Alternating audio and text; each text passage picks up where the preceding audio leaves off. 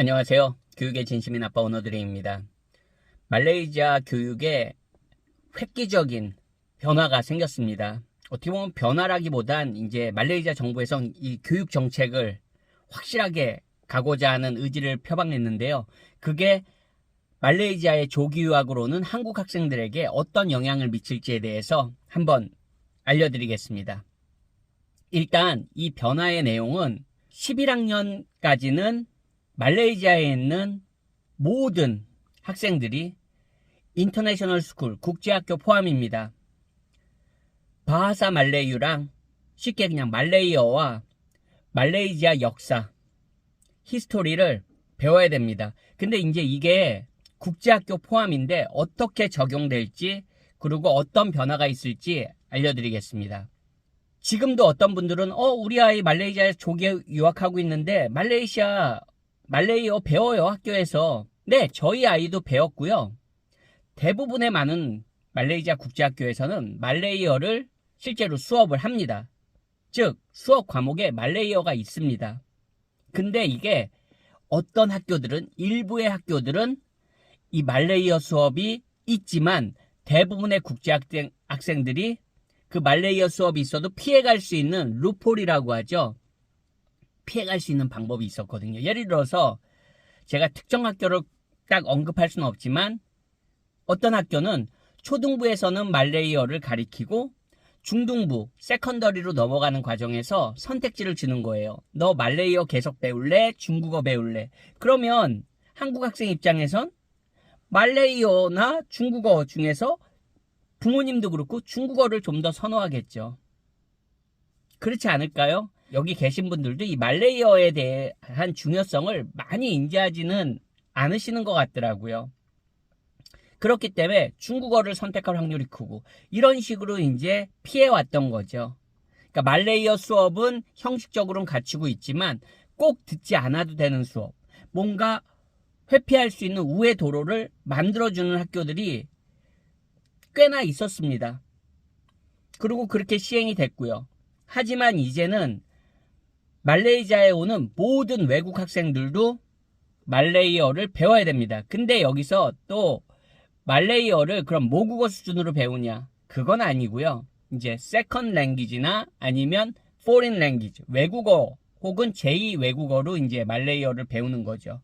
여기서 장단점이 또 나눠질 수 있습니다. 장점이라고 하면 예를 들어서 내 아이가 초등학교 첫 과정부터 여기서 시작한다. 그렇다면 말레이어를 적어도 11년 정도 초등학교 1학년 기준으로 그냥 11학년까지 11년 배웠을 때 외국어로 배우더라도 어느 정도의 의사소통은 되겠죠. 적어도 11년을 내가 수업을 한다면 아무리 외국어로 학습을 하더라도 간단한 소통이나 우리가 말하는 일상 회화 정도는 되는 게 당연할 거예요. 그러면 그런 친구들에겐 분명히 플러스가 될 수 있습니다. 말레이시아에 와서 공부했고 내가 따로 노력을 하지 않아도 학교 수업에 일부로 계속 진행됨으로써 내가 말레이어를 11년간 배워서 말레이어를 할 수 있다? 이거 어떻게 보면 보너스죠. 근데 이제 이게 누군가에게는 독이라고 표현할 수는 없지만 언어를 배운다는 게 나쁘다고 생각하진 않습니다. 하지만 누군가엔 굉장히 부담이 될 수 있는 게 예를 들어서 중학교 때 말레이시아로 넘어오는 친구들 같은 경우에 생각해 보세요. 한국에서 중학생 정도의 나이면 13살입니다. 13살인데 그때 영어도 부족한데 말레이시아 와서 이 말레이 언어를 또 해야 돼요. 근데 이게 의무 과목이네요.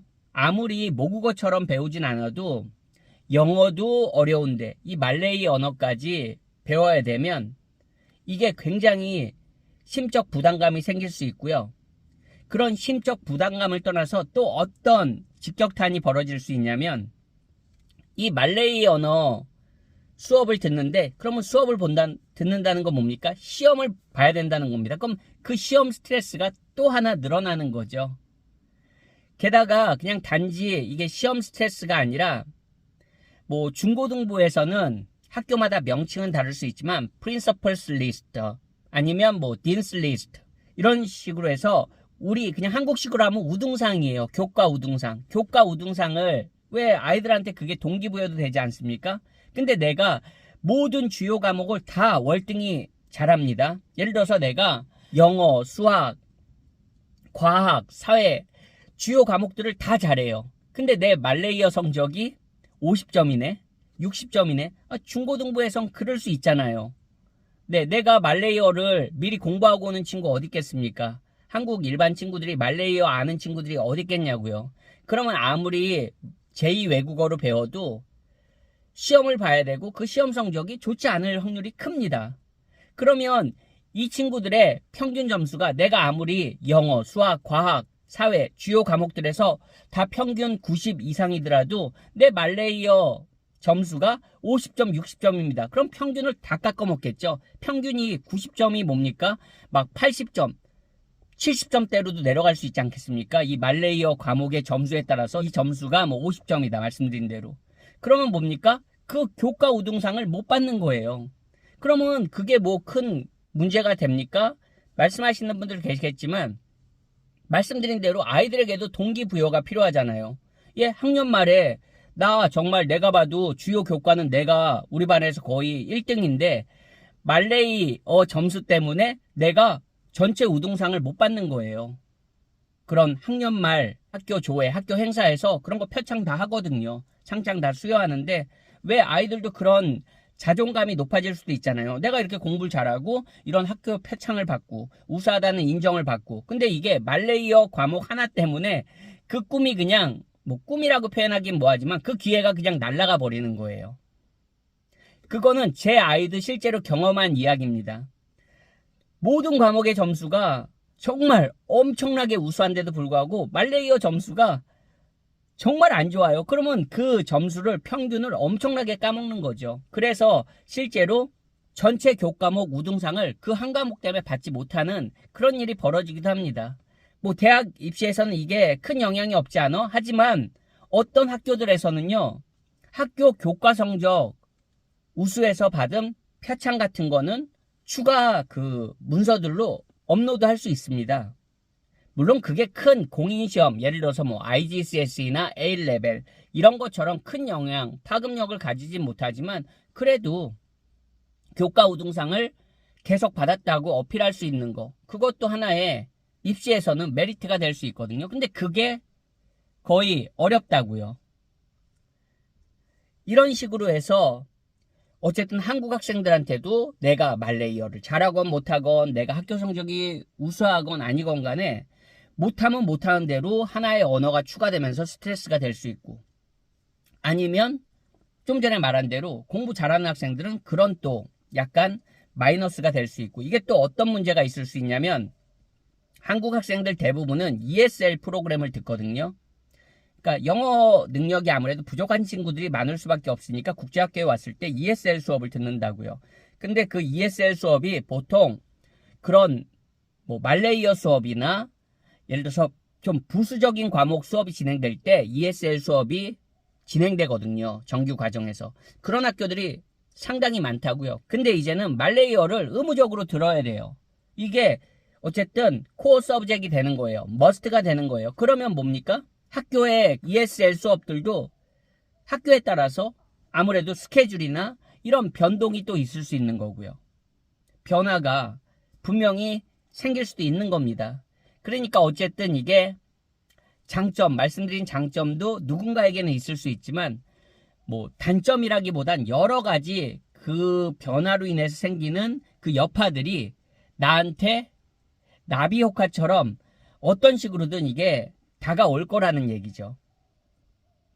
말씀드린 대로 이미 이 말레이어 수업을 듣고 있는 많은 학교 학생들이라면 뭐 시수가 조금 늘어날 수도 있고요. 수업이 좀 더 강화될 수도 있고요. 하지만 진짜 큰 문제는 이 말레이어 언어 수업을 피할 수 있는 학교에 재학 중이었던 학생들에게는 분명히 이게 직격탄이 될 거라고요.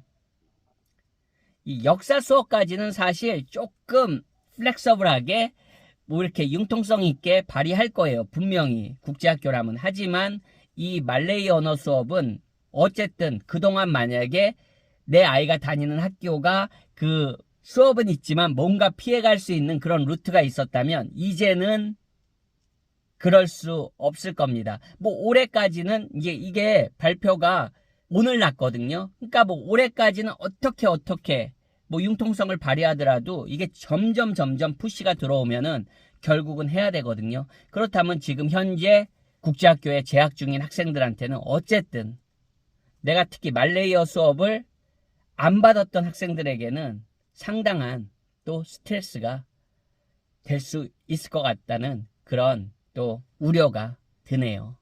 이런 거는요, 누구도 얘기해 주지 않을 거예요. 네, 오늘 영상도 말레이시아 조기 유학을 고려하시는 분들, 그리고 말레이시아 현지에서 지금 조기 유학 중인 분들에게 그래도 뭔가 생각할 거리를 제공해 줄 수 있는 그런 영상이 되었으면 하는 바람입니다. 안녕히 계세요.